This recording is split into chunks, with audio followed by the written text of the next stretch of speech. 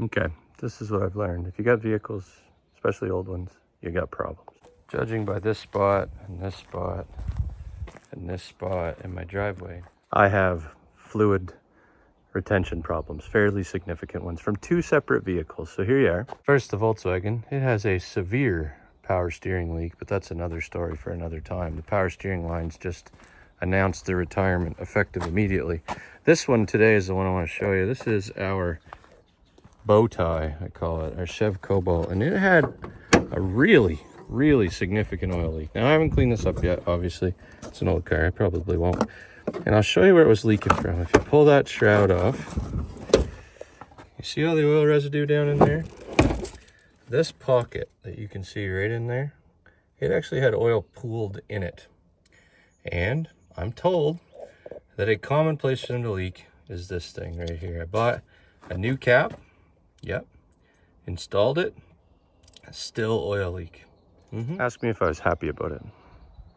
I wasn't happy about it. Not even a little bit. So I was discouraged. In fact, the leak was even worse. So I don't know if I over torqued it or what, but I took the new cap, took the seal off the new cap, put it on the old cap, put the old cap with the new seal back where the oil filter is, installed, torqued it to the exact specification, which I'm told is 18 foot-pounds. Also, by way of fun, that is the exact breaking point of the adapter I was using because it broke as the torque wrench clicked. I've driven it maybe 500 kilometers, no more oil leak. So if you've got a massive amount of oil leaking off of down here and it's pooling in here, this is probably your culprit. Change that O-ring. You got her. We haven't had this car long enough for me to even be the guy that did the oil changes. We just ended up with a puddle one day. That's what I found. Hope it helps. As I walked away from the car, I thought of my daughter, who, you know, understands the YouTube thing, saying, hey, Dad, if you had a few more people, like, you know, hit the subscribe thing, you could make enough money to buy a coffee, which just makes me laugh.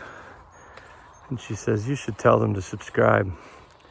But I'm not going to do that because I don't tell you to do anything, because my advice isn't, you know, well, it's just not awesome. I'm just showing you what I ran into. But I will say, if you like coffee, I wouldn't mind buying one.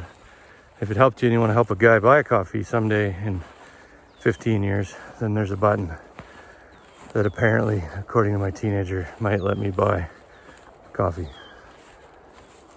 Have a good day.